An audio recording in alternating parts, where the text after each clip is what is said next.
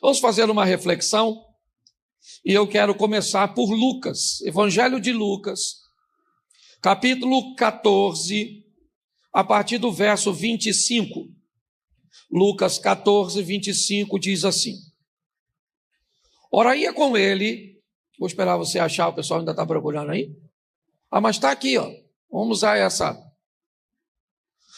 Ora ia com ele uma grande multidão, e voltando-se disse-lhe: Se alguém vier a mim e não aborrecer seu pai, mãe, e mulher, e filhos, e irmãos e irmãs, e ainda também a sua própria vida, não pode ser meu discípulo. Vamos lá. E qualquer que não levar a sua cruz e não vier após mim, não pode ser meu discípulo. Pois qual de vós, querendo edificar uma torre, não se assenta primeiro a fazer as contas dos gastos, para ver se tem com que a acabar? Para que não aconteça que, depois de haver posto os alicerces, não podendo acabar, todos os que a virem comecem a escarnecer dele, dizendo: Este homem começou a edificar e não pôde acabar. Vamos lá.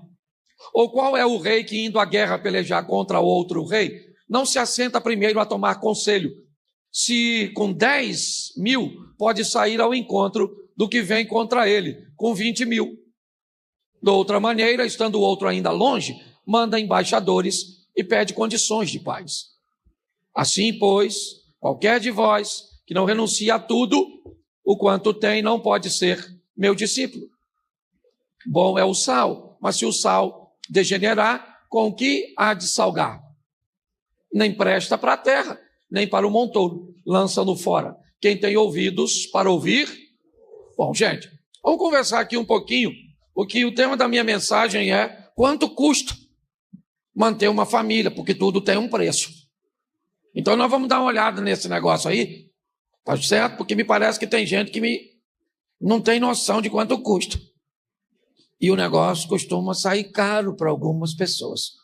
Vou te dar algumas informações que podem te ajudar a prevenir. Tá certo? Olha que Jesus está dizendo o seguinte: se alguém quiser ser meu discípulo, ok? Ele está voltando para a multidão que o segue, e me parece que a turma estava bem animadinha. Muita gente. Mas ele vai criar um processo seletivo, volta para a multidão e diz: apesar de vocês serem muitos, eu preciso dizer algumas coisas a vocês. Se quiser andar comigo e ser meu discípulo, vocês vão ter que pagar o preço para ser meu discípulo. Provavelmente ali algumas pessoas já devem ter desistido um pouquinho. Pensar 2 vezes, 3 vezes, porque tudo tem um preço nessa vida. Nada nessa vida é de graça. Enfia isso na sua cabecinha. Nem sempre as coisas serão pagas com dinheiro ou com bens materiais. Você pode pagar com tolerância, você pode pagar com fazer sem ter vontade de fazer. Certo? Pastor, mas eu não estou afim de fazer. Pois é.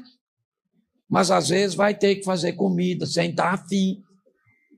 Vai ter que chegar em casa cansado do trabalho e o cachorro sujou o quintal e não deu tempo dela limpar, e é tu. Se você não souber o quanto custa, você vai se lascar. Então eu vim dizer que tudo tem um preço. E vou te mostrar algumas coisas, certo? Principalmente para quem não casou. Quem já casou, está num sistema, provavelmente já tem noção do preço. Se você negligenciou, provavelmente você paga mais caro. Já pegou alguma coisa sem perguntar um preço? Já entrou num restaurante assim e pediu a comida sem ver quanto custava e quando custou? Quando chegou a conta, você descobriu que teria que deixar um rim. Então eu vou te dar algumas informações para tentar te ajudar. Olha que eu sei o que eu estou falando, eu tenho família, certo? E até a criança está chorando pelo que eu já vou dizer, tá certo? Então quanto custa formar uma família? A pessoa que planeja formar um novo núcleo familiar, pois é disso que eu vou iniciar falando, Ela precisa entender que há um preço a ser pago. E o primeiro é perder o medo. Quem vai formar uma família precisa ser alguém destemido e ousado. Porque ninguém tem como te dar garantia de que esse negócio vai dar certo. Vai ter que assumir o risco. Pastor, será que vai dar certo? Eu não sei. Ninguém pode te dizer. Pastor, eu vim te apresentar aqui o meu noivo, porque o senhor é meu pastor. Conversa com ele aí um pouquinho. O que o senhor acha? Dá? Eu falei, dá. O senhor acha que vai dar certo? Eu não sei. Certo? O meu, eu estou fazendo dar certo há 32 anos. Tá certo? Você tem que perder o medo para montar ou para formar uma família. Senão não adianta, não. Você vai ter, é um custo que você vai ter que pagar. Ousadia. Tá certo? Por isso, muitas pessoas não querem casar. Por quê? Porque não conseguem perder o medo. Elas querem a garantia de que vai dar certo. Ô, gente, ninguém pode dar isso para você. O projeto do casamento é vitalício. Sabe o que significa essa palavra? Vitalícia? Até o outro morrer. Sabe o que está acontecendo com a expectativa de vida do brasileiro? Aumentando. O que indica que vai demorar mais. Pastor, eu não casei ainda porque eu não achei a pessoa certa. Nem vai. Tem mais de 8 bilhões de pessoas no planeta. Como é que você acha certa? Pode procurar a sua vida inteira que não vai achar. Esse dia, uma mulher muito decepcionada com seus relacionamentos ruins, falou comigo, pastor, eu não quero mais saber de homem, porque homem nenhum presta. Eu falei, nossa, a senhora está rodada. Conhece os homens tudo. Até eu olhei para ela e falei, será que já peguei e não lembro? Não é verdade? Você consegue entender? Porque as pessoas estão brincando com coisa séria, certo? Então você vai precisar perder o medo, tá certo? Para montar ou formar uma família, custa perder o medo. Se você tiver medo e quiser todas essas garantias, você não vai casar. Segunda coisa que vai te custar montar uma família: acreditar que as famílias não são formadas só com maus exemplos. Você vai ter que vencer a propaganda negativa. E ela é grande, hein? Se você perguntar a alguém assim, o que você acha? Eu devo casar? Pode falar a verdade? Casa não, menino. Se eu fosse você, se fosse hoje, você vai ter que vencer isso. Ou tá assim de casamento maneiro. Pastor, eu não conheço ninguém. Pois é, eu conheço um montão de gente. O meu casamento é legal? Não é perfeito. Tá certo? Mas é muito maneiro, muito legal, muito dinâmico. Tá certo? Vale a pena. Certo? Oscilamos bastante. Tem hora que dá vontade de matar ela, tem hora que dá vontade dela me matar. Tem hora que eu tenho dificuldade de reclamar com Deus da minha esposa, porque tem hora que eu não sei se ele é meu pai ou meu sogro, mas eu vou à frente, eu vou seguindo. É desafiador. Então custa, você vai ter que pagar o preço, primeiro, de não ter a garantia no início de que vai conseguir ir até o final. Segundo, vai te custar vencer os exemplos negativos. E outra coisa, se vai entrar, não monta rota de fuga. Não, pastor, eu vou, mas falei com o papai, nem desmonta meu quarto. Certo? Eu vou, mas se não der certo, eu volto. Certo? Então as pessoas me parece que não têm noção desse negócio.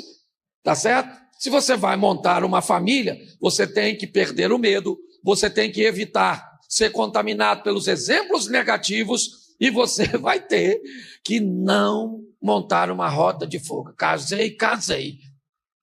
Certo? Para o quê? Ó o ânimo. Para sempre. Entendeu? É assim que funciona. Se você gosta disso ou não, é isso que eu tenho para você. Segunda coisa que vai te custar entender qual é o seu papel a curto, médio e longo prazo. Você sabe qual é o seu papel na sua família? Às vezes o seu papel é papel de marido, E, por favor, se você é marido, não se comporte como esposa. Tá certo, queridão? Marido é marido. Tem que ter postura de marido. Macho. Sério. Nós precisamos entender isso. Hoje eu vejo camarada que tem o cargo, mas não exerce a função. É sério. Quem eu sou? Eu sou o marido. Então eu tenho postura de marido. Eu vejo esposa com postura de marido. Não. A senhora é a fêmea do negócio. Eu sei que parece careta que eu vou falar, mas eu vou. Estou só de passagem. Depois eu vou embora. Mas é verdade. Certo? Eu sou o marido. Então pronto. Eu tenho postura de marido. Eu sei quem eu sou. Eu não sou o pai da minha mulher. Eu não sou o pai dela. Eu sou o marido dela. Eu não sou o filho dela. Eu sou o marido dela. Eu não sou o amiguinho dela. Não.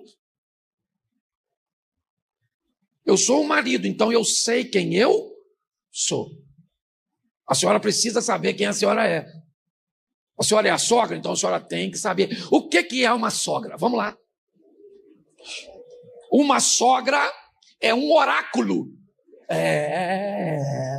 Quem é a véia? A véia é a detentora do conhecimento. Tá certo? Ela tem a experiência, ela tem a expertise, ela tem tudo. Certo? Então, o que ela faz? Espera ser acionada para fazer alguma coisa. Não se meta, sogra.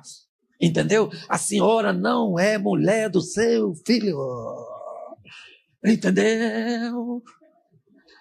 As pessoas me parecem que não sabem qual é a sua função. Você é sogro? É sogro. Pronto, sogro.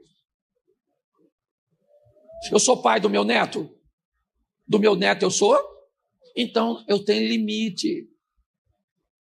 Entendeu? Eu tenho limite. Eu já contei isso aqui. Minha nora, meu filho ligou e falou, pai, o Miguel, pai, está gritando, pai. Eu não sei o que está acontecendo. Ele é muito pequeno, ele não fala, mas ele não para. Ele está gritando. Nós estamos desesperados. E eu peguei o carro, fui para lá com a minha mulher, parei, e minha nora estava na frente de casa andando com ele na rua, coitado. E o menino gritando. Eu peguei ele no colo. Comecei a orar no meio da rua. E o menino não parava de gritar. Eu falei, Senhor, tem misericórdia. E o menino não para de gritar. Eu entrei no carro e falei, vamos para o hospital. Quando eu ia sair, eu falei, eu sou o sogro. Meu filho estava lá dentro, arrumando as coisas, ele e a mulher, para levar o menino para o hospital. E eu falei para a Mary assim, nós não somos pai, né? Você é a sogra e eu sou o sogro. Mas estão demorando, né? Porque é outra geração, eles são zen. Eles têm uma calma que mata nós. Você tem uma filha adolescente, você fala para ela, minha filha, vai lavar a louça. Sabe o que ela fala? Depois. Depois de quê, infeliz? Que você não faz nada. Por que tem que ser depois dessa preguiça sua, dessa inércia? Certo? É uma geração mais zen. E eu estou lá, e o menino está gritando. De repente, saiu os dois pelo portão. Eu entreguei o menino. Entrei no carro. Ele manobrou, saiu. E eu fui atrás. A minha vontade era encostar no carro dele assim. Vamos! Sangue nos olhos! Teve uma hora que eu não aguentei. Eu falei para minha mulher, vamos para o shopping. Deixa eles ir para o hospital. Vamos tomar um café, que senão eu vou morrer. Eu é que vou morrer. Quem vai começar a gritar aqui sou eu. Eu estava certo ou errado? Não, eu estava errado. Certo? Eu só fiquei certo porque não fiz nada disso. Eu fui para o shopping, tomei um café, aí levou lá, o menino estava com probleminha, tudo. Oh, meu Deus! Porque eu não posso, como avô, me comportar como pai. Eu não posso, como um marido, me comportar como uma esposa. As pessoas estão com dificuldade de saber quem elas são nessa relação. Você é cunhado? Ô, cunhado! Ô, monstro! Não é para acabar com o casamento do seu irmão nem da sua irmã. Entendeu? Essa casa não é sua, esse sofá não é seu. Tá com fome, vai comer na sua casa, vai trabalhar, infeliz. O cara chega em casa, compra uma Coca-Cola no domingo, bota na geladeira, sai para trabalhar na segunda e você não faz nada. Anda o dia inteiro com a gaiola de passarinho na mão, tio, tio. Come o pudim, toma Coca-Cola. Poxa, você é um cunhado. Você é um sobrinho também. Ou a senhora é a mãe do sobrinho, pega esse menino, faz um trabalho de libertação. Esse garoto, certo? Se você é padrasto, só vai piorando. Ó. Você é padrasto, meu Deus do céu, se você for padrasto é coisa assim que só entra gente nesse nível, só de intelectual para cima. Ser padrasto e madrasta não é para qualquer um, não. Se já é difícil criar o seu filho, imagine já pegar um feito. Tem que ter muita maturidade. Quem é você? Eu sou o padrasto, eu sou a madrasta. Quem sou eu? Eu sou enteado, eu não sou filho, nem sei cadê o pai. O troço é muito bagunçado. As pessoas precisam reconhecer isso, tá certo? Qual é a minha função? Médio, curto, médio e longo prazo, ela pode mudar. A Bíblia diz, viverão dois juntos se não houver acordo, mas nem sempre, para um relacionamento tão extenso, um acordo só é o suficiente. Ao longo do tempo, problemas vão chegando, situações vão acontecendo, então nós vamos meio que temos que colocar alguns aditivos, certo? Nesse acordo, revemos esse acordo por questões financeiras, às vezes por enfermidade dos nossos pais, às vezes por enfermidades em nós, por problemas com nossos filhos. Nós precisamos entender que formatar ou estabelecer uma família custa. Extrair desse ambiente maturidade. Terceira coisa que é importante, que custa você observar onde é que você vai viver ou está vivendo. Entendeu? Vai casar, vai montar uma família, beleza. Vai viver de aluguel? Aluguel, assim que você pagou, você já está devendo de novo. Então tem que dar uma olhada. Tem casa própria? Beleza, já ajuda um pouquinho. Tem gente que tem casa própria no lugar impróprio. A casa até é própria, mas é em cima. Tem gente que não precisa nem do Satanás, se atrapalha sozinho. Acorda. Quando você faz a sua casa própria, que eu não sei se pode usar esse nome, em cima da casa do seu sogro, ela deixou de ser própria. Entendeu? Porque lá é um bem imóvel. Não dá para levar. Aí o cara fica chateado. Quando o relacionamento termina, eu fiz a casa. A casa que eu fiz, fez onde, santo? No quintal. É isso aí? Foi estilo indígena, na aldeia. Então lá tem cacique. Entendeu? Então as pessoas brincam com isso. Certo? Tem que saber o quanto custa, porque o preço às vezes é alto demais. Você se casa com alguém e vai morar numa casa de herança da família, que também é um negócio fantástico. Aí a mãe, a matriarca, tem 4 filhos.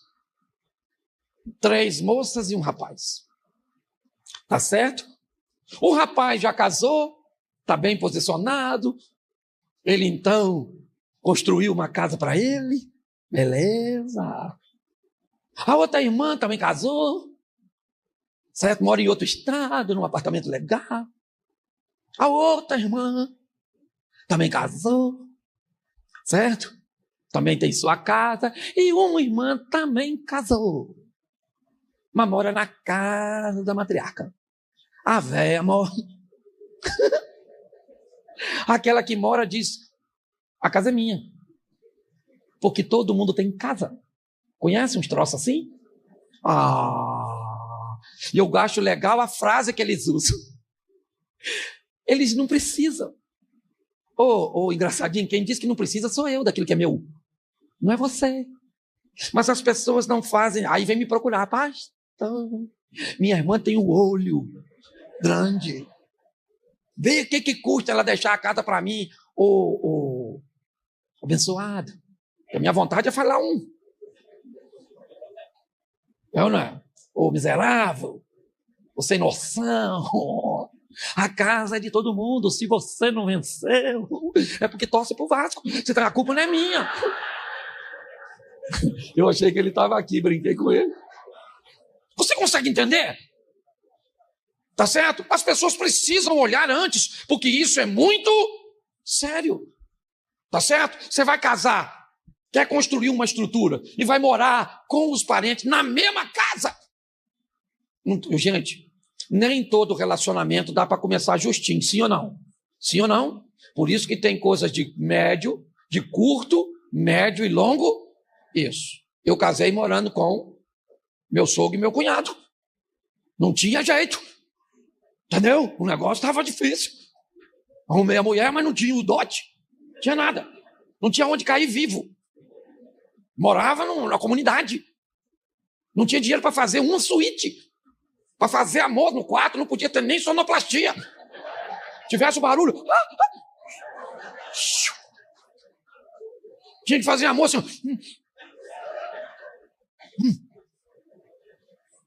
Você não sabia se você estava fazendo amor ou roubando um banco. Então eu sei, eu não sou louco. Mas quem vai morar, certo? Num ambiente como esse, precisa saber o quanto custa. Você depende dos recursos financeiros? Então cuidado. Você depende de recursos emocionais porque você não tem, você tem que ter cuidado. Então é importante as pessoas entenderem isso. Porque senão esse negócio não vai dar certo. E a formação de um novo núcleo familiar. Outra coisa que custa demais, que algumas pessoas têm dificuldade. Cortar o cordão umbilical, está lá, ó. Gênesis 2:24. Deixará o homem seu pai e a sua, apegar-se à sua, e os dois serão uma só. Cortar o cordãozinho umbilical. Entendeu? E não é você cortar, não. É você explicar para a sua mãe, porque a obrigação é do filho e da filha. O genro não tem obrigação de ficar entrando em conflito com a mãe da mulher dele. Isso é uma briga dos parentes. A mulher tem que falar, mãe, já falei isso aqui, poxa. A mãe da mulher foi para a lua de mel. Pô, isso não parece um absurdo? Poxa, o cara veio falar comigo. Ô, pastor, a mãe dela sentada no dia seguinte na mesa do lado, porque ela não conseguiu botar a mãe no lugar. Ele falou, e ainda veio me perguntar se fosse eu. Se fosse o senhor, o que o senhor faria? Eu chamaria ela para a mesa. Senta, minha senhora. Senta que eu vou narrar para a senhora tudo que eu fiz com a sua filha essa noite. Que eu queria ver se ela não ia sumir dali.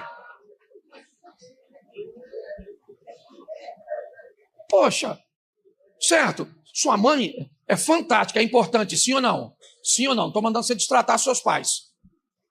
Mas você só precisa colocar essas pessoas. Se você não está pronto para botar a mamãe como atriz coadjuvante, se você quer casar em mamãe, que é o Oscar da atriz principal,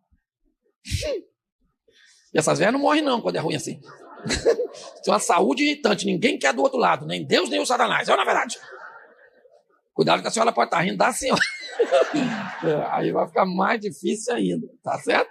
Mas é verdade. É com maturidade, com amor, com carinho. Você está entendendo? Tem que cortar o cordão umbilical. Botar as pessoas no seu devido lugar, com amor, com respeito.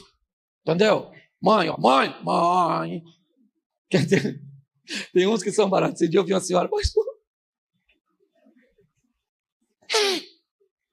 Ele teve a coragem, pastor, de falar comigo que o frango dela é mais gostoso que o meu. Eu falei, Senhor, não dá, Senhor, não dá. Eu vou falar para essa velha, eu vou machucar ela, eu vou atingir. Você consegue entender? Poxa. E pior, isso é uma minoria. Deixa eu te explicar uma coisa que é fantástica e as pessoas ainda não notaram. A maioria das sogras se tornam a segunda mãe. Pensa num bicho maneiro, é sogra. Mas tem um grupo pequeno que conseguiu ser tão ruim que difamou o grande. Então as pessoas precisam cortar o cordão umbilical, sim ou não? Outra coisa que você precisa é um preço altíssimo. Repita comigo, o cônjuge abaixo de Deus e acima de tudo. Seu cônjuge só perde para Deus. Depois de Deus não tem sua mamãe, não tem seu emprego, não tem a igreja. Não tem depois de Deus, se tu casou. É essa pessoa aí. Pastor, não concordo. Eu não estou perguntando se você concorda. Aqui nós não estamos no debate, eu estou fazendo uma exposição. Está aqui, ó. Isso é uma maravilha. Tá certo? Mateus 22, 37. Amarás o Senhor teu Deus de todo o teu coração, de toda a tua alma, de todo o teu entendimento. Esse é o primeiro e grande mandamento. O segundo é semelhante a este. Amarás o teu próximo como a ti. Eu gosto desse texto.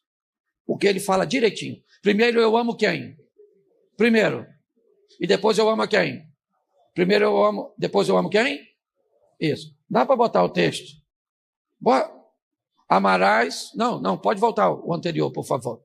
Só para o pessoal ler. O segundo é semelhante a este. Ou semelhante a este é o quê? Amará o teu. Faz uma interpretação de texto rapidinho. Não amarás o teu como. Essa expressão, como a ti mesmo, vem antes do próximo ou depois? Ama o teu como? Então a Bíblia está mandando eu amar quem primeiro? Ah, é? Se eu... É mais ou menos, deixa eu trocar aqui para ficar mais fácil a interpretação. Cláudio, serve a comida para ela depois de ter jantado. Quem é que jantou primeiro? O Cláudio. Depois, sim ou não? Quando a Bíblia diz, ama o teu, como? Primeiro você aprende a amar quem? A você mesmo, senão você não tem condição de amar o próximo. Todo mundo que ama o próximo mais do que a si mesmo vai ter problema de relacionamento, vai sofrer abuso, manipulação. Eu preciso entender isso. É por isso que pessoas estão se dando mal nesse ambiente. Claro que você não consegue amar seu cônjuge. Claro, você não aprendeu a amar você mesmo. Pastor, mas eu não gosto do meu cônjuge porque ele passa do limite. Eu sei porque ele passa do limite. Porque você não se ama, não se respeita. Porque se a primeira vez que ele passasse do limite, você colocasse seu cônjuge de volta no lugar dele, acabou. Se você fizesse isso desde sempre, talvez ele nem fosse seu cônjuge, se não soubesse respeitar os limites. Essa é a grande verdade. Então custa, e aí é muito caro. As pessoas não querem pagar. Esse é o grande desafio. Às vezes, a minha mulher tem que me colocar no meu lugar, porque eu atravessei a fronteira. Já vi ela fazendo diversas vezes isso comigo. Cláudio, Cláudio, está passando do limite. Só vou te mostrar como isso é feito, para você entender. Fatores importantes e que custam para manter uma família. Tem homem aí? Levanta a mão, só os homens. Isso. Você tem que amar. Tá bom, querido? Chupa essa manga. Você tem que amar sua mulher. Amar. Pastor, o que é amor? Amor é um bolo. Um bolo tem trigo?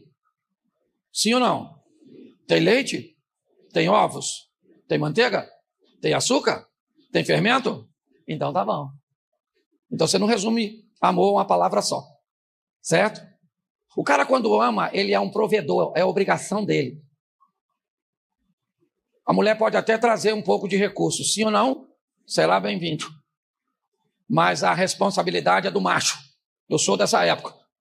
Pastor, o senhor está ultrapassado. Estou ultrapassado não é nada.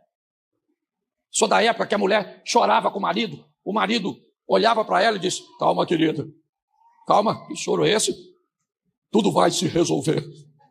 Deus está no controle de todas as coisas. Já vencemos tantas coisas juntos. Só um minuto, eu vou buscar um copo d'água para você.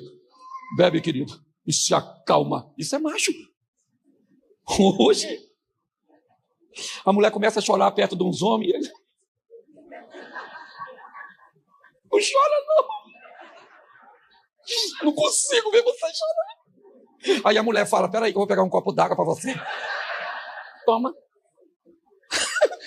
Esse dia o cara falou, a mulher falou comigo, pastor, eu tenho 20 anos de casada, esse cara só falou que me amava uma vez. Eu falei, sério? Ele falou, pastor, conversa com ela. Fala para ela que no dia que eu casei, eu falei, eu te amo. O dia que eu mudar de ideia, eu aviso. Eu falei, boa. Certo? Então o homem tem que ser provedor, sim ou não? Protetor. Esse dia eu vi um videozinho, o casal foi assaltado, o assaltante parou com a moto. O camarada saiu correndo e deixou a mulher dele. Coitada. Proteção. Outra coisa, respeito. Mulher gosta de ser respeito. Nunca diga para sua mulher, você está gorda, você está velha, você está feia. Que coisa é essa? Isso é uma falta de respeito, rapaz. Olha aí, pastor, como é que isso engordou. Esse dia a mulher falou comigo, pastor, não aguento mais ser humilhada. Ele fala que eu tô gorda, que eu tô feia, que eu tô velha, que o meu cheiro é ruim. Eu falei, fala que o pintinho dele é pequeno. Fala. Quem fala o que quer, ouve o que não quer. Isso é uma falta de respeito, sim ou não? Então o homem tem que respeitar sua mulher, tem que proteger sua mulher, sua casa, ele tem que prover. E outra coisa, tem que ser carinhoso. A mulher é sua, rapaz. Passa a mão no cabelo dela. Fala, gostosinha. Você tá linda, meu amor. Nossa, tá igual vinho. Vai envelhecendo, vai ficando mais encorpada. Isso. É isso aí, é só olhar para tu. Pô, pastor, minha mulher tá ficando velha. Então o que foi? Você casou com uma diferença muito grande?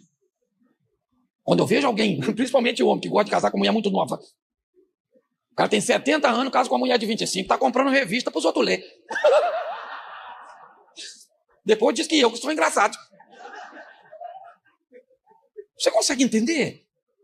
As pessoas precisam levar mais a sério. É a sua vida. Entendeu? Eu não sou contra relacionamento de idade nenhuma. Eu só preciso que as pessoas entendam o quanto custa.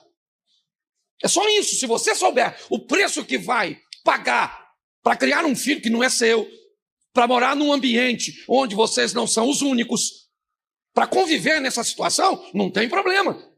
As pessoas só precisam ver o quanto custa. Pastor, mas o senhor não acha? Acha o quê? Homem tem que ser carinhoso. Sua mulher, querido, precisa sentir prazer de viver contigo, mano. Entendeu? Pastor, mas eu não sei lá, eu acho que esse tipo de homem é bobo. Nada. Ele pode respeitar, prover, proteger, ser carinhoso, dar prazer e estabelecer limite. Ter postura de macho. E a senhora também, deixa eu falar com a senhora, que a senhora estava rindo. Toma na cabeça da senhora, quer ver? Está escrito assim, mulher tem que obedecer. Nossa, essa palavra obedecer para a senhora é um martírio. Mas deixa eu fazer uma pergunta para a senhora, me ajuda aqui. Tem mulher aí? Levanta a mão. Se a senhora tem um marido que provê tudo, protege a senhora e a senhora se sente segura, a senhora e os filhinhos. Se ele é um homem respeitador, carinhoso, E na hora do prazer, a senhora nem sabe como explicar assim. Seja franco, se a senhora tem um cara desse, a senhora obedece ele, sim ou não? Pastor, não gosta da palavra obediência. Pois é. É porque as pessoas se atrapalharam na hora. Você sabe o que um homem entende por obediência? Não é fazer o que ele manda, é valorizar o que ele faz. Como é legal, como é bom um homem saber que é valorizado por aquilo que entrega, por aquilo que realiza. Uma mulher pode confrontar seu marido, pode falar para ele coisas que ninguém teria coragem de falar. Ela só precisa saber quando. Às vezes acaba o culto e eu preguei. Aí o pessoal vem, e aí pastor, palavra boa, glória a Deus. Aí eu vou no carro com minha mulher, ela fala, Cláudio, meu filho, o que foi isso hoje? Eu falei, o que foi? Menino, você não falou coisa com coisa. Você botou o Isaac em cima da árvore, o Moisés fez a arca. Você fumou o quê? Quem é que poderia falar isso comigo? Ela. Mas não poderia falar na frente dos, porque senão é desrespeito. Entendeu? A mulher sábia é aquela que valoriza o que é realizado.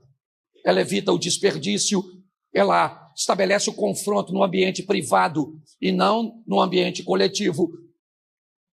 Entendeu? Isso é obediência.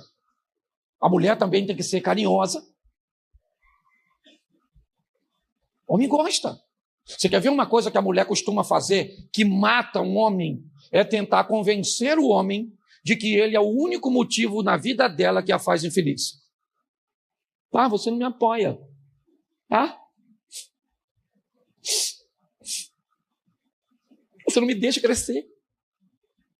O cara fala, meu Deus, eu sou um crápula. Esse dia eu vi uma mulher falando, ela não é mais nova do que eu, ela não é mais bonita do que eu, ela não é mais magra do que eu, então por que você não ficou só comigo? E ele disse, porque ela é mais doce do que você. Porque ela não grita comigo, não me chama de idiota. Não tenta me convencer de que eu sou, né, a pedra no caminho dela que a impede de ser feliz. A pergunta é, as pessoas estão dispostas a fazer o que a Bíblia orienta? Grande parte das mulheres vão para a intimidade com o seu marido, parece que está indo para o matadouro. Nossa, vamos lá. Nossa, Deus me livre. É lógico que depende do cara oferecer prazer também. Mas tem uma mulher que só vão para... Parece uma múmia. Você está rindo, mas o assunto é sério. Tá lá. Eu estou na igreja do meu pastor, tá certo? Então eu vou falar da minha pastora, todo respeito. Mas a senhora tem que chegar junto. Serol, esse homem. Poxa, oferecer prazer, carinho, respeito, valorização. Ok? Olha, uma das coisas que um homem mais se sente valorizado é uma mulher que demonstra prazer na hora de fazer amor. Nossa! O cara fica doido. Se a senhora emitir uns sons. Isso! Fica! Oh, mão! Maravilhoso! O cara fala, maluco, que mulher! Pronto. Pastor, mas é mentira. Não, o nome disso é fé. É aquilo que a senhora não vê, mas espera. Tá certo? É assim que funciona. Outra coisa, sai para trabalhar, entrega tudo na rua. Volta para casa só o refil. Encostou. Abriu o chuveiro, está dormindo já. Você está rindo, mas é sério. Você tem que deixar um pouco de energia para casa. Seus filhos vão precisar dela, seu cônjuge vai precisar dela. E olha que eu ainda nem falei de criação de filhos, não vai dar tempo, eu falo na outra segunda que eu vier. Porque olha só, a hora que os meninos chegam, aí o mundo fica diferente. Quem tem filho aqui, levanta a mão. Depois que tu tem filho, nunca mais você dorme do mesmo jeito. Nunca mais, é ou não é? Não interessa a idade do menino, o menino tem 45 anos, mora na Nova Zelândia, mas ele tem que falar com a senhora no FaceTime, pelo menos uma vez por semana. A senhora não sabe como ele tá? É assim que funciona. Então, montar uma família não é fácil, não. Tá certo? Você vai ter que pagar um preço. Mas não tenha medo, não. Arrisque. Em 1992, eu paguei uma para mim. Hoje eu tenho 2 filhos. Cresceu, era só eu e a mulher. Aí fiz logo um filho na mulher. O menino estava fazendo 1 ano, fiz outro. Falei com a mulher, pelo amor de Deus, nunca vi tanta fertilidade assim nessa vida. Se a gente continuar assim. Certo? Aí, arrumamos um jeito, fechamos a fábrica. Certo? Aí meu filho mais velho casou. Perdeu o juízo. Fez 2 filhos. Isso puxou o pai. Certo? Meu mais novo ainda está com a gente. A família cresceu. Não somos família perfeita não, gente. Tem dia. Se eu filmar lá em casa, tô arriscado você desviar. Nós não xinga, não fala palavrão, não tem dessa história não. Não tem desrespeito, não, mas o desejo do coração, aquele que examina, sim, fala, Senhor. Ai, podia matar ela dormindo, assim, distribuir os pedaços dela pela comunidade. Vocês gostam da bagunça, né? Mas estamos casados. Sou Felipe, pensa, 32 anos, estou vivendo meu melhor momento com minha mulher. Mas é barato? Nada, eu nem falei de dinheiro, hein? Porque mulher bonita, ó. Tribufu é baratinho. Tribufu você dá uma camisetinha assim, um chinelo havaiano. Difícil é pegar. Difícil é pegar. Certo? O senhor também vai dar uma ajeitada nessa carcaça? Às vezes sua mulher não quer o senhor, porque, olha, o senhor, parece que o senhor tomou só da cáustica, está desintegrando. Então vá para casa para se divertir, porque já está em cima da hora aí, meu Deus do céu. Fica em pé, você aqui dentro, você aí do lado de fora, você lá na quadra, você que está em casa, você que está... Fala para quem está do seu lado assim, fala assim, família é um negócio caro. E o preço mais barato da família é o que envolve dinheiro. Difícil é lidar com as emoções. Posso ouvir um amém? Graça e paz, amém? Glória a Deus, mais uma vez juntos para compartilharmos a palavra do Senhor. E hoje eu quero conversar com vocês sobre as fases da vida. Eu não sei se você já reparou, já deu para notar, mas a vida ela é feita de fases. E quanto mais rápido nós entendermos as lições que as fases nos trazem, mais rápido vamos mudar de fase. Vamos para a próxima etapa da nossa jornada.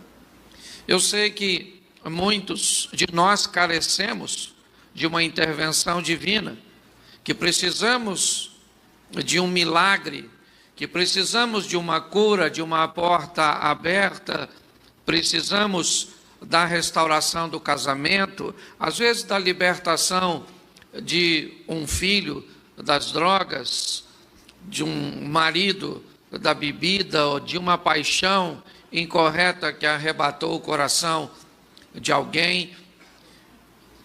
Muitas vezes nós nos encontramos sobre a pressão dessa necessidade, e sob esta pressão nós procuramos uma intervenção de Deus, aquele que pode fazer por nós aquilo que ninguém pode fazer, aquele que pode curar a doença que a medicina ainda não conseguiu descobrir a cura, aquele que pode entrar com providência e fazer o sobrenatural. Mas é importante nós entendermos que os milagres realizados por Cristo, na verdade, eles funcionavam como uma isca para que as pessoas se aproximassem para receber dele a palavra de salvação. A prioridade é sempre que as pessoas se convertam e recebam Cristo como Salvador. Então, hoje muitas pessoas têm dificuldades de lidar com suas fases. E é isso que eu quero conversar um pouco com você, para que você aprenda a entender que às vezes você vai estar no caminho certo, fazendo tudo certinho, e o negócio não vai estar muito bom para o teu lado. Ah, pastor, mas por quê? Pois é, querido, reclama na administração. Vai lá e fala o que está acontecendo. É importante nós entendermos isso. Quando nós sobrevivemos à fase difícil, normalmente, logo depois, vamos para uma fase um pouco mais amena, mais agradável. Quem aqui já passou coisas muito difíceis, levanta a mão. Pois é, baixa a mão. Quem hoje está numa situação legalzinha, aí, maneira, meio que equilibrada, já não está naquele sufoco da face que você levantou a mão antes, levante a mão. E agora levanta a mão quem está sofrendo, não é de hoje. Levanta a mão, a turma do sofrimento. Isso, glória a Deus, eu também vim falar com você. Porque isso não é vida, o nome disso é saga. Ah, pastor, eu não conheço, não sei o que é saga. Vou traduzir, é sua vida. Depois você entra no Google e vai descobrir. Certo? É importante nós entendermos e sobrevivermos às fases. Eu escrevi um texto e quero ler para vocês. A vida não começa nem termina em nós. Nós somos apenas personagens temporários da vida que prossegue após a nossa passagem. Por isso, não confunda o seu tempo de vida com a vida que já existiu e continuará existindo sem você. Aprender as lições trazidas de cada fase é primordial para o nosso crescimento. Já colocamos tudo na boca para estabelecer reconhecimento e já choramos por qualquer coisa. O que foi isso? A fase da infância. Já vimos os pelos nascerem no nosso corpo e as acnes tomarem conta de nosso rosto. O que foi isso? A fase da adolescência. Já achamos que mudaríamos o mundo e achamos que éramos autossuficientes. Que fase foi essa? A fase da juventude. Já passamos por tudo isso, talvez alguns estejam nela ainda. E esperamos que quando chegue a idade adulta, chegamos então à fase da maturidade. Só que eu tenho descoberto que pessoas chegam na fase adulta cronológica, mas com a idade emocional de adolescente. Eu conheço gente de 50 anos que ainda não sabe reconhecer as coisas, a não ser provando. Se casa com gente errada, faz negócio com gente que não... Por quê? Porque não aprendeu com a maturidade e ainda sente a dor de ter que provar tudo para depois medir as consequências.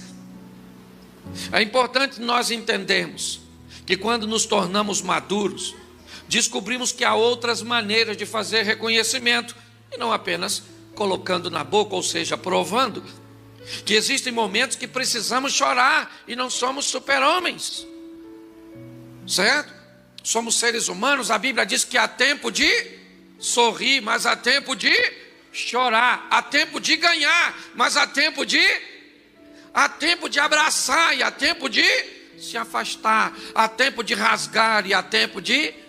Então por que é que nós não queremos o tempo que a Bíblia diz que tem que fazer parte de nossa vida? Entendeu? Por exemplo, tempo de ganhar. Tem gente que só quer ganhar.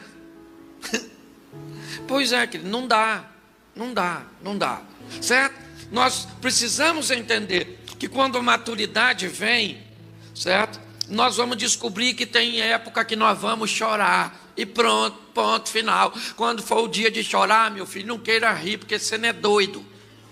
Chore, chore, chore, chore. Um ente querido seu morreu. O que é dia? De chorar, a não ser que seja sua sogra. Aí não dá para chorar. Mas também não pode fazer festa, tem que manter-se para não ofender o ente querido da serpente. Então, olhe bem. Com a maturidade, nós vamos descobrir que os pelos que nasceram no nosso corpo vão ficar brancos e muitos deles vão cair. Com a maturidade, vamos descobrir que as acnes darão lugar às rugas trazidas pela idade.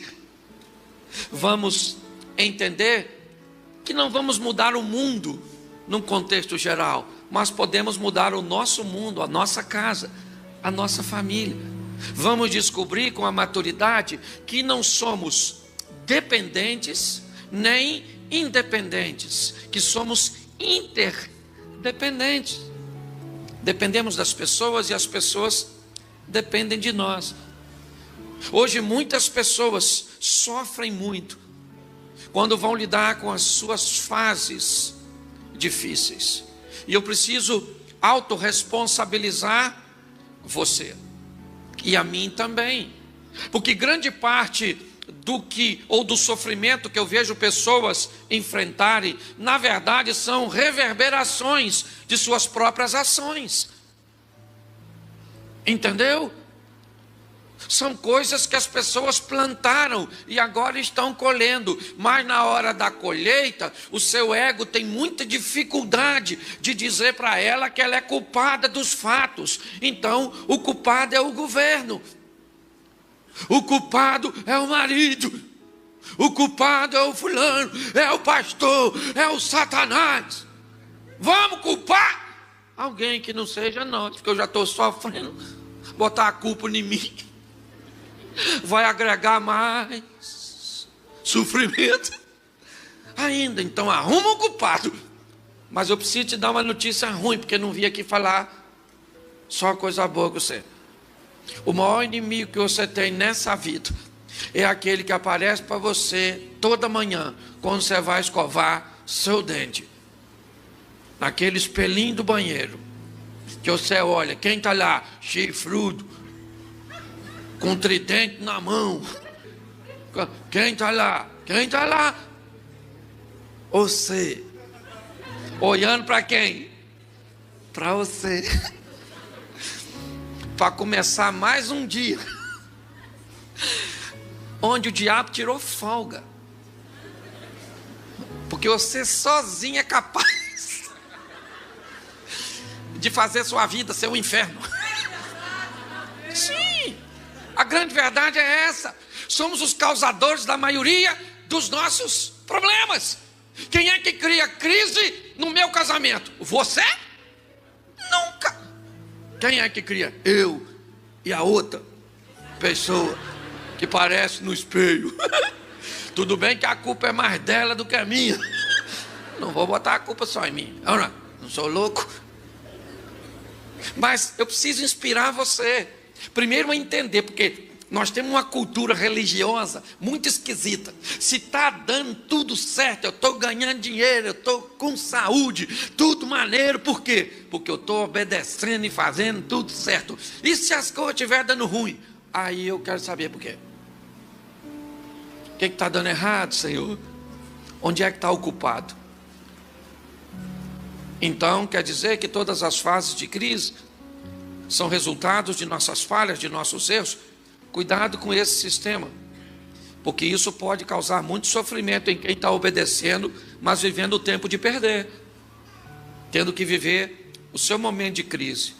Eu já falei isso aqui, mas eu quero ler para você um texto. E se você puder abrir sua Bíblia, aí acompanhar e marcar, só para você não esquecer, mesmo que não sirva para você mostrar para os outros. Profeta Daniel, capítulo 2, verso 32. Eu quero te mostrar 2 textos, aliás 3, que vai elucidar isso para você. Profeta Daniel, capítulo 2, verso 32. Posso ouvir um amém de quem achou? Posso ouvir uma misericórdia de quem está procurando? Isso, profeta Daniel. Pra você não esquecer, 2:32. 2:32. Se com esse tempo que eu te dei para você caçar o Daniel, tu não achou, você precisa se converter, ler a Bíblia. Esse dia eu falei assim: abra sua Bíblia no livro de Abraão, capítulo 2, verso 17. O pessoal procurou e de repente uma mulher olhou para mim e falou: mas não tem. Eu falei: a senhora procurou direito? Ela falou: procurei. O senhor está errado. E eu falei: tô mesmo, dona, eu esqueci que não tem, Abraão. Aí ela me olhou. Eu falei: a senhora não sabia que não tinha, não? Ela falou: eu não. Eu falei: então desculpa, né, minha senhora? Vamos mudar aí, vamos botar outro livro que tenha, né, a Bíblia da senhora, né? E ela achou que o jumento era eu. Mas eu também não ia chamar a jumenta de jumenta na frente de todo mundo, eu não. Só estou falando agora que ela não está aqui, foi em outro lugar. O ruim é que isso vai para a internet. A jumenta vai descobrir que era ela e eu não vou voltar mais naquela igreja. É isso aí. Que texto é mesmo? Show de bola! Glória a Deus! O jumento ficou só lá onde eu fui. A cabeça daquela estátua era de ouro fino, seu peito e seus braços de prata, seu ventre e sua coxa de cobre, as pernas de ferro e os pés em parte de ferro e em parte de barro. Agora você pode ir para o verso 38. E onde quer que habitem os filhos dos homens, na tua mão entregou os animais do campo, as aves do céu, e fez que reinasse sobre todos eles. Tu és a cabeça de ouro. Daniel está falando com Nabucodonosor.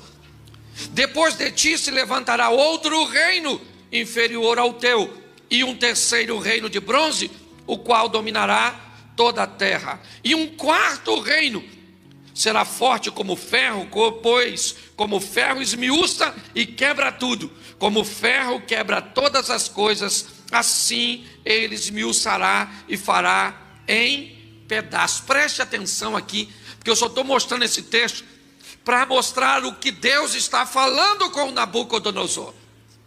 O maior império que já dominou o mundo foi o Império Babilônico. Quando Daniel vai dar o discernimento, a interpretação do sonho, Deus está dizendo para Nabucodonosor: o seu reino representa a cabeça de ouro, o reino mais rico e poderoso, que já dominou o mundo inteiro. Mas depois de você vem um reino inferior ao seu. Na verdade, a fusão dos medos persas, Assuero, Ciro, Dário, como queiram, representa o peito e os braços de prata. Mas depois virá um outro reino inferior, o reino de bronze, a Grécia, os gregos, os helenistas, a sabedoria de Arquimedes e de tantos outros sábios que deixaram um legado para a humanidade. Mas depois de vocês, ou depois dos gregos, virá também os romanos, o ferro. O que Deus está dizendo para Nabucodonosor: você não começou essa história e nem vai terminá-la. Você apenas é um personagem que faz parte dela. Todos nós estamos aqui de passagem, a grande verdade é essa. Somos os personagens que compõem o elenco atual dessa grande dramatização que é a vida. E a pergunta é: que estilo de vida nós vamos levar enquanto estivermos aqui? E que legado vamos deixar para as próximas gerações? Se você tem medo de pessoas, saiba que pessoas morrem. Tenham medo das ideias e dos legados que essas pessoas podem deixar para as novas gerações, dos valores, dos princípios. Esse, na verdade, é o grande inimigo. Pessoas morrem, você tem medo de quê? De quem?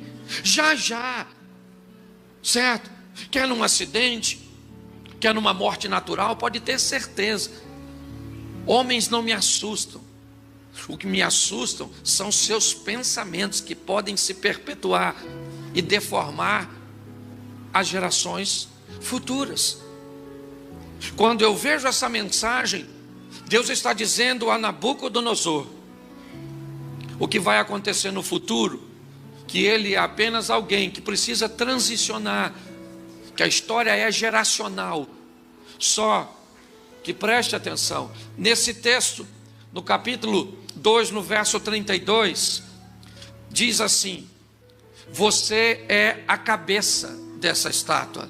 E a cabeça era feita de quê? A cabeça era feita de quê? Me ajuda. E os peitos e os braços de? E o ventre de? E a perna de? Preste atenção. Capítulo 3 de Daniel, verso 1, eu queria que você lesse na tradução que você tiver. É importante você entender isso. Faz parte daquilo que eu estou querendo transmitir. Leia para mim o capítulo 3, o verso 1. Vamos lá. O rei Nabucodonosor fez o quê? Fez o quê? O que era de ouro?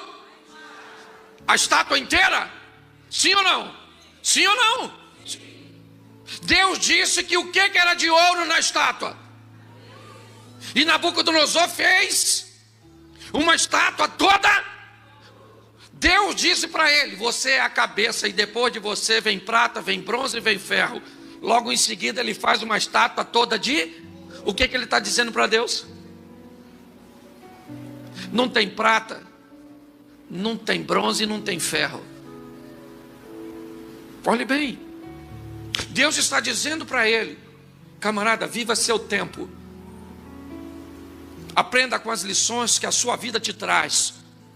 Aprenda a passar por essa terra e viver a proposta bíblica: vida em abundância. Sofrimento é pontual. No mundo tereis, mas Jesus disse: eu vim para que tenham vida e a tenham em... O sofrimento é pontual, a vida é abundante. Sofrimento, repita comigo, preciso que você entenda isso.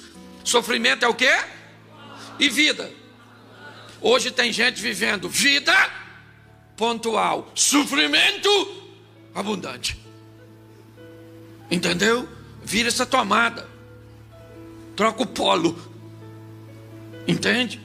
Sofrimento é pontual. Eu sei que é estranho. A mente da gente é muito esquisita. Por exemplo, às vezes você vem naquele culto que a gente fala mesmo: você vai vencer, em Cristo você é mais do que vencer. Isso, você vai vencer, você vai vencer. Aí você sai do culto, mas você sai flutuando. Eu vou vencer, eu vou vencer, eu vou vencer. Acabou o culto, vai para casa. Eu vou vencer. Eu vou vencer, gente. Lá na igreja todo mundo falou que ia vencer, então eu também vou vencer. Aí você janta, toma um banho. É, gente, eu vou vencer.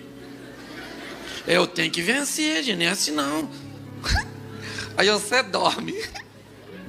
Manhã de manhã você acorda e diz assim: eu vou vencer, gente. Eu vou. Eu preciso. Depois do almoço, olha a sua frase: eu vou vencer. O que era uma certeza logo depois do culto se passar muito tempo. Por quê? Isso é gente que só vive de momento.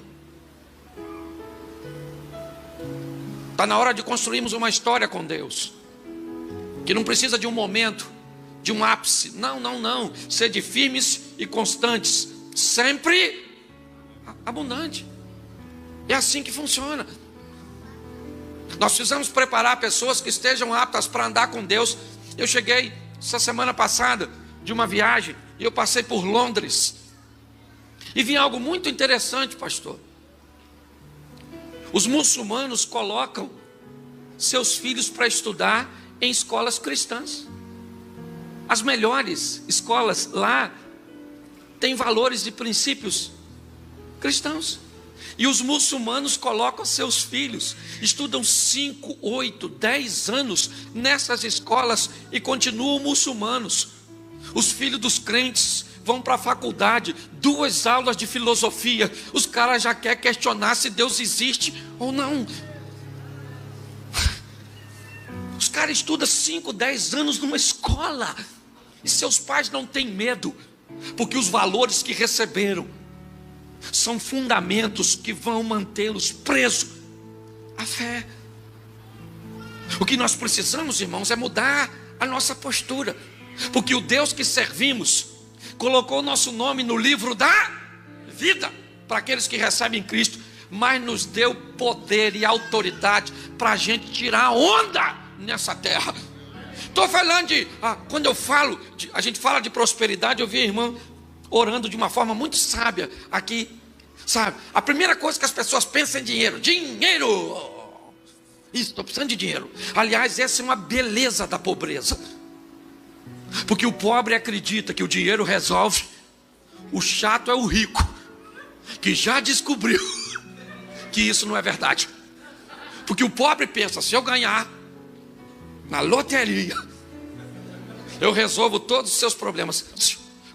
Quanto de dinheiro você precisa para comprar uma casa? Depende da casa, certo? Sim ou não? Quanto de dinheiro você precisa para montar um lar? Pare e pense. Tem coisa que o dinheiro não vai fazer. Não estou falando que dinheiro é ruim não, hein? Longe de mim falar uma besteira dessa. O dinheiro é bom. Se você não gosta, anota aí, Bradesco, e deposita lá.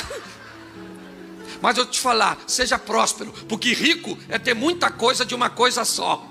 Próspero é ter o bastante de tudo que se precisa para viver nessa terra. Então nós temos que procurar um estilo de vida que vamos andar com Jesus em todo tempo. Você está hoje precisando? Tem problema nenhum, Ele está aqui, Ele faz milagre, Ele rebenta. O que você tem? Câncer. Câncer não é nada para Ele. O que você tem? Uma dívida impagável. Ele é dono do ouro e da prata. O que você tem? Um marido bagunçado. Ele pode mudar. Pastor, é minha sogra. Ele é fera. Meu filho está doido. Pois é, a mistura entre a senhora e seu marido não deu certo. Eu não sei qual é o seu problema. Eu sei que Cristo é a solução. Isso. Mas mais do que fazer um milagre por você, Ele quer fazer a sua vida uma vida inspirativa para outros que não conhecem. É assim que funciona. Então eu vou mostrar a você rapidinho, sabe? Alguém que aprendeu as lições da fase ou das fases de sua vida. E abra sua Bíblia. Eu sei que eu tenho que mostrar para você Gênesis 37, verso 3. Vamos aprender rapidinho com José. Gênesis, eu sei que é difícil de achar.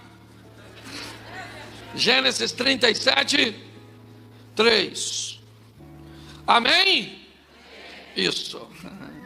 Israel amava José mais do que a todos os seus, porque era filho da sua, e fez uma túnica de várias. Preste atenção aqui. Eu quero usar o exemplo de José e as fases da vida desse moço, para que você venha entender. A principal fase de um ser humano, qual é? É a sua infância. Alguns psicólogos especialistas na área dizem que praticamente não há memória de 5 anos para baixo. Mas é nesta fase que os valores, é nessa fase que as lembranças, que apesar de não vir à tona, podem estabelecer comportamentos. Quando nós olhamos para isso, o que nós vemos? Nós vemos José, um menino que na fase inicial recebeu de seu pai principalmente amor. Jacó amava José, e Jacó supria as necessidades. Vamos usar a túnica para exemplificar isso. Este menino foi treinado na sua base, ok? Com um treinamento que irá prepará-lo. Provérbios 22:6. Ensina o menino, a criança, o caminho que ele deve, porque ele vai crescer e não vai se desviar dele. Gente, olha só, até tempos atrás os pais sabiam disso e viviam isso. Hoje os pais me parece que esqueceram disso. A grande verdade é essa. Olha só, hoje eu tive uma reunião com o ministro da Educação, e quando eu fui cumprimentar ele no diálogo, né, eu falei do Ministério de Educação. Ele olhou para mim e disse: não, pastor, o ministério é de ensino, porque é a família que educa. O nosso papel é apenas ensinar. Educar não é papel. E eu achei interessante essa colocação. Mas preste atenção: se é na base que, se nos alimentarmos bem, certo? Vamos nos desenvolver, sim ou não? Se é na base, se formos tratados bem, amor, respeito, carinho, esses valores, vamos estabelecer cidadãos fortes. Não é tão difícil de entender porque que há um sistema tentando deformar a base. Sim, tiramos o homem de casa, tá bom, para trazer o sustento. Isso não foi suficiente.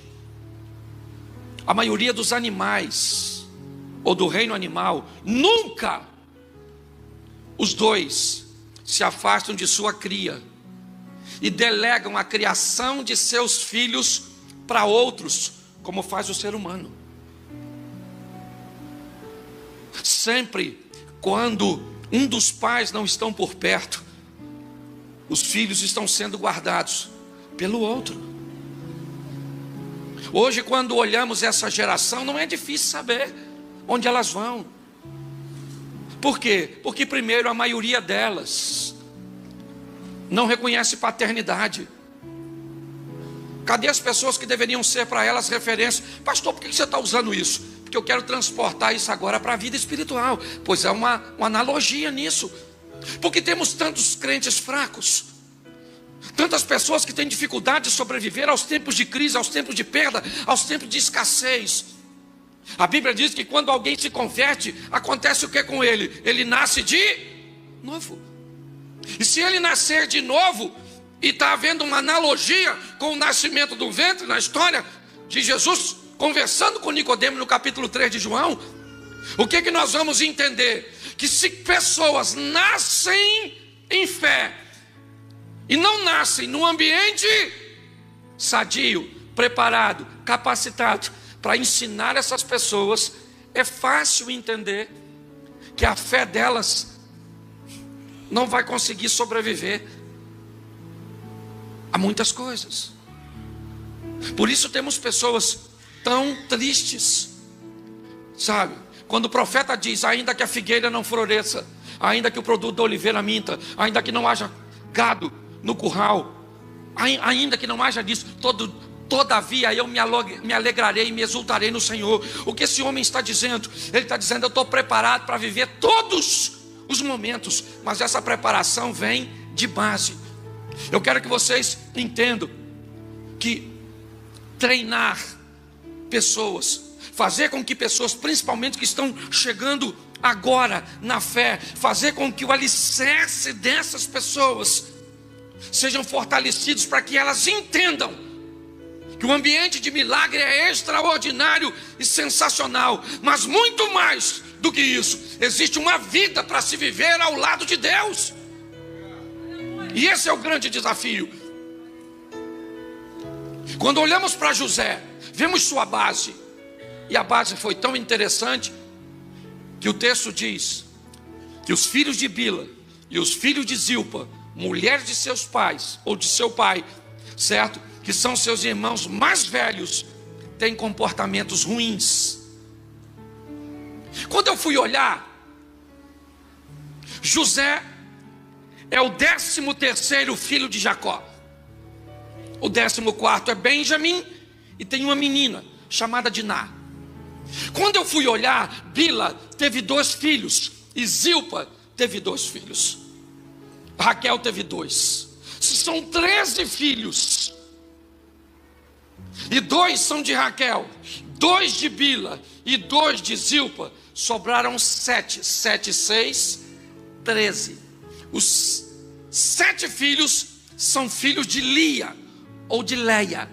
E o texto não me diz que Rúben, Simeão, Levi, essa turminha, que são filhos de Leia, tem mau comportamento. O texto diz que o comportamento ruim era dos filhos de Bila e o de Zilpa. O que isso me mostra? Que esse rapaz vai viver perto de gente ruim, sim ou não? Mas vai viver perto de gente boa. E quem escolhe que comportamento vai replicar é ele, segundo sua base. Deixa eu falar uma coisa para você. Nós temos a fase de viver perto de gente ruim e perto de gente boa. Você sabe, tem gente ruim no seu trabalho, tem ou não tem? Tem ou não tem? Mas tem gente boa. Tem gente ruim na sua família, mas tem gente boa. Tem gente ruim na sua vizinhança, mas também tem gente boa. Tem gente ruim na igreja. Tem gente ruim na igreja. Tem gente boa na igreja. E gente boa é muito maior o número do que gente ruim. Tem gente que é tão ruim, mas tão ruim na igreja, tão ruim, que eu acho que o Satanás não devia aceitar. Porque eu já desqualifiquei gente para entrar no inferno. Falei, Senhor, nem para o inferno serve. Isso é ruim demais. Dá para desintegrar? Não vai para lugar nenhum, para não estragar a vida de ninguém. Nossa, pastor, o senhor é pastor, não pode falar isso. Eu posso. Eu posso. Ruim. Dane-se, eu vou embora agora mesmo. Eu não estou falando de você. A não ser que você seja tão ruim. Mas provavelmente você não é. Escute só. Mas se isso está te ferindo, pode ser que você seja. Volte aqui para mim. Olha só. Vai ter gente ruim em tudo quanto é.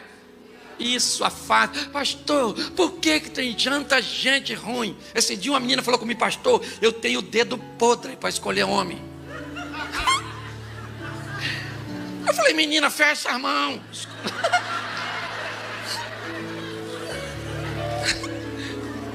Você está rindo, mas esse assunto é sério. Nós temos que sobreviver. Tem gente na igreja que o pastor pede para orar, ele ora. Não ora.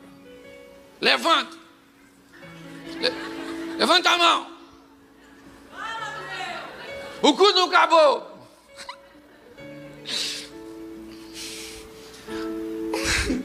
Ai. Uma pessoa dela não pode nem ir para o inferno. O fogo nem acabou, ela já está indo embora. É ou não é verdade? Escute, preste atenção. Tem gente boa e tem gente ruim em tudo quanto é lugar. Entenda. Nós temos que sobreviver a essas coisas ruins, é ou não é? E não nos decepcionarmos e continuar vivendo com gente. Pare de se decepcionar com as pessoas que te feriram, que te machucaram. Oh meu Deus, nunca mais. Esse dia uma mulher falou comigo, nunca mais, pastor, quero saber de homem. Homem é tudo igual. Eu falei, você é rodada, hein? Ela falou, por quê? Eu falei, você conhece todos os homens. Aí ela falou, não era isso que eu quis dizer. E eu falei, e eu também não queria dizer isso. Já que você mudou seu discurso, eu mudo o meu. Mas o que ela está me referindo? O que ela está escrevendo para mim? Que ela já se decepcionou tanto com suas escolhas, que ela já acha que é tudo igual. Não é tudo igual não, gente. Não é não, tem muita gente boa nesse mundo. Entendeu? Muita muita gente boa. Onde está? Quer que eu preste consultoria? A minha eu já achei. A sua mulher é boa? Boa. Muito boa? Boa. Muito boa? Boa. Boa, boa, boa, boa. Achar bom já tá bom. Muito bom não casava comigo. Porque eu não sou. É um desafio, gente. Quando eu olho para esse indivíduo, eu vejo ele sobrevivendo aos exemplos negativos. Sim ou não? Sim. E agora ele vai ser vendido por seus irmãos. Ele vai ser vendido como escravo. E aí eu pergunto a você: ele vai ser vendido como escravo porque ele pecou? Não. Não. Então por que ele foi vendido pelos seus irmãos? Se ele não fez nada para ser vendido. Por que ele foi vendido pelos irmãos? Se ele não fez nada para ser vendido. Pelo mesmo motivo que você está sofrendo hoje e não fez nada para estar sofrendo hoje. Porque esse sofrimento que você está vivendo hoje e não é causado por você, é apenas uma fase da sua vida que você tem que aprender e viver com dignidade. Porque Deus vai falar com pessoas através da sua dor. Deus vai mostrar quem Ele é na vida de um fiel. É assim que funciona. Ele vai ser vendido pelos seus irmãos. E alguns deles tinham um comportamento muito ruim e não foram vendidos. Mas ele foi. Porque foi a fase de José. Que fase era essa? A fase de sair de perto de sua família, de perto de seus irmãos. Por quê? Por que ele foi o único que saiu? Porque ele ia viver coisas que ninguém viveu. Para de perguntar por que você está sofrendo. Para de perguntar por que você está enfrentando o que você está enfrentando. Para de perguntar o porquê.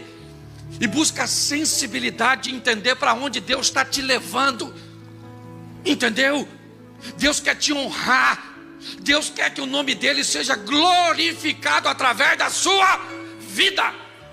Entenda isso. Ele é vendido na casa de Potifar. Ele trabalha para Potifar, sim ou não?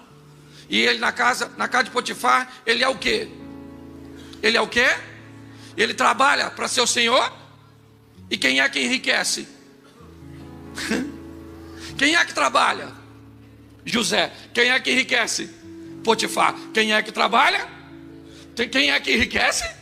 E quem é que trabalha? E quem é que enriquece? O que é isso, pastor? Isso é o tempo que José vai aprender a conviver com a bênção dos outros, com o enriquecimento do outro, com o bem-estar do outro. Porque tem gente que tem que amadurecer para ver o outro vencer. Tem gente que não é capaz de ficar satisfeito de ver um irmão seu, um filho seu, ter um estilo de vida melhor. Tem gente. Eu já vi mãe desejar que um filho rico ficasse pobre, porque os outros pobres, ela sabia que não tinham comprometimento, nem engajamento com propósito para ficarem ricos. Mas ela sentia dor e queria que aquele que estava bem perdesse o que tinha. Deixa eu falar uma coisa com você. Nós temos que ter muita maturidade para ficar satisfeito com o sucesso dos outros. José na casa de Potifar, ele trabalha, Potifar enriquece. Ele trabalha, o Potifar enriquece. E ele vai aprender uma coisa também na casa de Potifar. Ele vai aprender a lidar com gente que está acima dele. Acima. Sempre vai ter alguém acima de você. Eu falei isso aqui esses dias. Às vezes nós vamos viver perto de pessoas que têm coisas que nós nem gostamos, mas nós, iludidos, acabamos querendo. Um tempo atrás eu fui num local e o cara me levou para me dar uma volta de jet ski. Pensa num troço legal. Menino, um jet ski grandão. Ele falou, vai lá, pastor. Ele estava numa lancha e eu fui com o jet ski. Rapaz, quando eu voltei com o jet ski, gostou? Falei, como é que não gosta disso, irmão? Isso é maneiro demais. É caro. Ele falou, não, pastor, compra para você. Eu falei, rapaz, vou comprar um negócio desse. Um jet ski. Fui para casa. Cheguei em casa. Primeira vez que eu andei.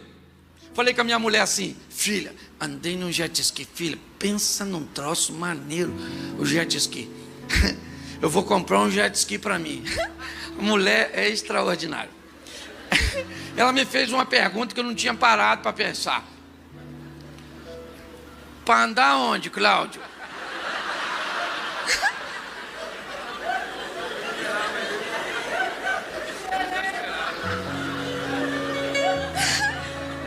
Eu fiquei caçando lá em Xerém um local assim com jet ski. Falei, gente, esqueci disso, querida. Deixa eu falar uma coisa para você. Grande parte das coisas que somos estimulados a ter não tem nada a ver conosco. É ou não é? É o que o outro está usando, é o que o outro está fazendo, é o que o outro. E se nós não tivermos o que o outro tem, porque sai o iPhone X, eu quero o X, o XX, o XR, agora sai o 11, se sair o 19, eu quero, para quê? Para quê? Ele tem 3 câmeras. Você é fotógrafo? Não. Pois é, ele tem uma conexão com Marte. Tu tem parente lá? Ô, gente, grande parte é ou não é? E os filhos da gente, ele quer o quê? O Xing Ling? Não, sua filha desse tamanho, sabe falar nada. É ou não é? Sabe nada da vida, nada. Ela quer a maçãzinha. Ela quer. Por que ela quer? Ela quer para chegar na escola, tirar.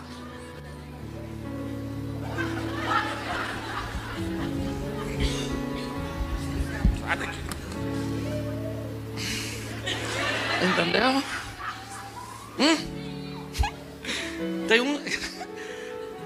Tem uns que tem o telefone, mas não tem como falar. É porque não tem dinheiro não. Tem que ficar caçando na frente da casa dos outros uma rede aberta. Sangue de Jesus tem poder. Deixa eu falar uma coisa para você, querido. Encontre a razão do seu viver e pare de querer viver a vida dos outros. Sabe por que pessoas não são felizes? Porque não tem aquilo que na verdade não querem. Porque a maioria já tem tudo que quer.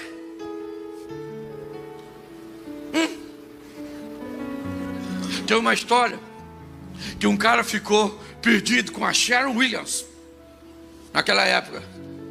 Hoje já está meio passada. E no deserto ele queria que ela desse um beijo nele. E ela disse que não ia dar. E de tanto ele insistir, ela disse, eu vou te dar um beijo. Mas se alguém me perguntar se eu te dei, eu vou falar que não. Ele falou assim, então eu não quero. Que se eu chegar, o legal é você me beijar e eu falar. Se eu falar lá que você me beijou e falar que não me beija, então também não quero. Porque o importante, para a grande maioria das pessoas insatisfeita hoje, não é de não ter as coisas, é das pessoas não saberem, sabe? Ou de saberem que ela não tem. A casa de Potifar é uma grande lição de maturidade para José. Ele trabalha, o Senhor é com ele, e quem enriquece é o outro. Na casa de Potifar, ele aprende a lidar com alguém que está em cima. Mas de lá ele vai para onde? Para prisão. Por que ele foi para a prisão? Porque não se deitou com a mulher do patrão. Então quer dizer que ele está na prisão não foi porque desobedeceu, não. Ele foi para a prisão porque obedeceu a Deus e honrou a Deus. E por que ele vai para a prisão? Porque era a fase da prisão. O que ele vai aprender na prisão? O que não aprendeu na casa de Potifar. Na prisão, ele vai aprender a lidar com poucos recursos. E na casa de Potifar tinha muito. Na prisão, ele vai aprender a viver em igualdade com gente que está no mesmo nível, pois todos eram presidiários, considerados criminosos. Enquanto no local ele lida com fartura dos outros, agora ele lida com a sua escassez. Enquanto aqui ele vai aprender a lidar com alguém que está sobre ele, aqui ele vai aprender a lidar com alguém que está em pé de igualdade. Mas o tempo da prisão passou, e agora ele está no Egito como governador. E como governador, o que é aquilo? É uma fase da vida dele. Ela também passou. Ele não teve o queridinho do papai para sempre. Ele não teve a casa de Potifar para sempre. Ele não teve a prisão para sempre. Ele não foi governador para sempre. Porque não existe para sempre, a não ser na eternidade. Tudo aqui é transitório. E precisamos aprender as lições. Quando eu olho para governador do Egito, o que é que eu descubro? Primeiro, que agora está na hora de realizar seus sonhos. Note que é a última fase da vida dele. Ele é governador do Egito. O que ele sonhou quando era menino, e teve que viver sob as bases para não se corromper, para chegar a alcançar seus sonhos. E agora, enquanto na casa de Potifar, ele lida com pessoas que estão acima dele, na prisão com alguém que está no mesmo nível, mas agora como governador, ele vai ter que aprender a lidar com gente que está abaixo dele. O que é isso? Isso é a vida de José. O que é isso? Isso é a minha vida, a sua. Eu já tive o tempo de morar na casa dos outros. Eu já trabalhei de pedreiro, de balconista, de motorista. Eu já trabalhei de office boy. O que foi tudo isso? Foram fases da minha vida. Eu já vivi momentos onde um homem rico me emprestou dinheiro. Eu já vivi momentos onde esse homem rico me pediu dinheiro emprestado. Por quê? Por causa das fases. Eu não sei o que você está vivendo hoje. Eu sei que você está no lugar certo. Você está aqui porque Deus está presente aqui. Deixa eu te falar uma coisa, há uma guerra no mundo espiritual. E se o diabo tivesse vencido, você não teria vindo aqui. Eu não sei a desculpa que Deus deu para você. Eu vou lá porque a minha amiga me chamou. Eu vou lá porque o pastor Cláudio Duarte vai estar pregando. Tudo isso foi uma desculpa que Deus deu para você. Mas você só está aqui por um motivo. Porque Ele resolveu que você estaria, tirou de você todos os obstáculos. O que você viu, quem aqui foi capaz de notar que para estar aqui hoje, venceu o trânsito, venceu chuva, venceu isso, venceu aquilo? Levante a mão. Olha aí, só os que sabem que venceram. O restante nem notou. Porque os anjos entrou com a providência de forma discreta. Não deixou nem tu perceber. Por quê? Porque Deus tem um propósito para você nessa noite. Dizer para você o seguinte: ó, eu estou a fim de tirar você do inferno e colocar você no reino dos céus. E eu posso fazer aquilo que você precisa, mas eu também posso não fazer. Por quê? Porque não estou afim. Ah, então eu vou embora. Então, isso é o chifrudo? Vai lá. Deixa eu falar uma coisa para você, querido. Aprenda a viver o seu momento. O seu momento. Ele é ruim, mas é seu. Entendeu? Ruim, mas é seu. Eu termino aqui. Fui viajar essa semana passada. A companhia aérea esqueceu de me avisar que o voo estava cancelado. Aí eu perdi o voo de Campinas para Portugal. Estava com minha mulher. Quando eu estou sozinho é mais tranquilo. Eu sou itinerante. Entendeu? Eu sou. Então estou acostumado com essas coisas. Durmo em qualquer lugar, como qualquer coisa. Tem hora que dá para comer. Sai às vezes do voo ou do aeroporto. Vou direto para o púlpito pregar. Mas minha mulher estava comigo. E quando no Santos Dumont avisou, cancelou o voo. Eu falei, mas como cancelou? Não me avisaram. Eu falei, então me coloca no próximo. Mas o próximo voo, o senhor perde a conexão. Primeira coisa que eu pensei, Satanás. Seu maligno perturbando a minha vida. Eita, miserável. Empoderei o diabo, mas pensa, empoderei. Quando de repente eu falei, não. Ué, quem é que governa minha vida? É Deus. E por que eu pedi o voo? Que pedi? Que o avião vai cair? Não, porque tem muita gente no avião. Então não é só por causa da minha cara. É porque eu falei para minha mulher assim, vamos jantar lá no aeroporto. Jantamos. No dia seguinte, fui comer num restaurante, pô. Meu Jesus, uma burrata. Sangue de Jesus tem poder. Minha mulher me olhou depois do almoço, os olhos brilhando, aquela comida maravilhosa. Eu falei para ela, entendi por que nós tínhamos que perder o voo, para viver esse momento. Duas burratas, a sua e a minha. Deixa eu falar uma coisa para você. O que você está vivendo não tem nada a ver com o diabo. O diabo não governa a sua vida. Ele não tem poder para tocar em você. Porque a Bíblia diz que os anjos, Deus dá ordem aos seus anjos, certo? Para nos proteger. Amém? Então nós estamos vivendo o quê? O que nós temos que viver. Então levanta essa cabeça sua. Entendeu? Ah, pastor, eu estou em fase terminal, vou morrer. Pois é, morra feliz, com dignidade.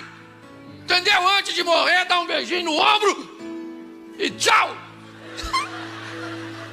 Ah, pastor, eu queria falar que ele vai me curar. E cura, mas tem hora que não cura não. Morre mesmo, eu estou falando sério. Pô, pastor, não queria escutar isso. Mas quando você chegar no céu, você vem falar, bem que o pastor falou que eu ia morrer. E olha como é que você vai morrer feliz. Pior se quem morrer foi eu hoje, não é? Viva o melhor de Deus. Entendeu? Porque é Ele que governa a sua vida. Quem governa a minha vida é o Senhor dos Exércitos. Então pare de ser profeta do caos. Se divirta, meu filho. Entendeu? Ah, pastor, casamento é bom demais. Não sei se dá para ser feliz, mas é bom. Certo? Eu aprendi uma coisa e termino aqui. Para ser feliz, quem é casado, levante a mão. Abaixa a mão. Repita-se comigo. Para ser feliz no casamento, só precisa de duas coisas: paciência e beleza. Isso, não precisa mais de nada. Porque se tiver indo tudo bem, beleza. E se não tiver, paciência. Isso.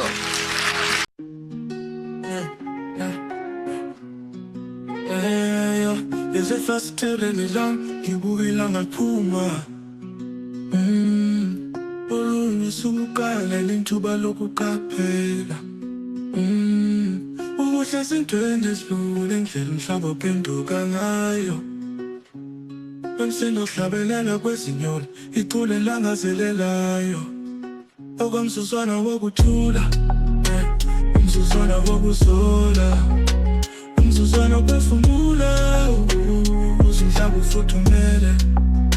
Ekuboneni obumnene kokhanya kwasekuseni, njengoba izinyoni zicula izingoma zazo, futhi yonke into sezilungile.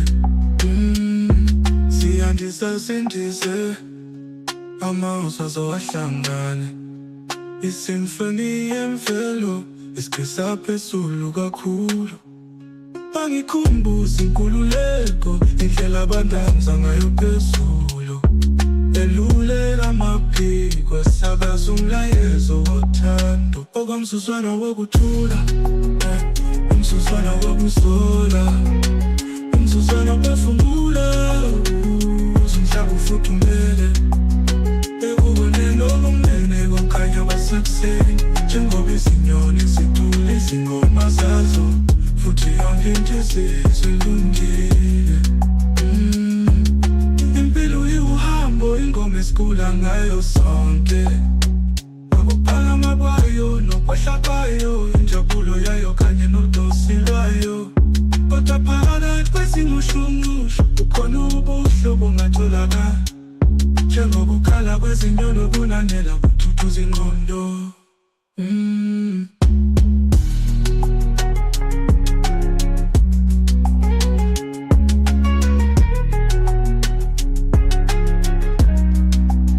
Okomzuzwana wokuthula, umzuzwana wokuzola, umzuzwana ophefumula, uze umhlaba ufuthumele.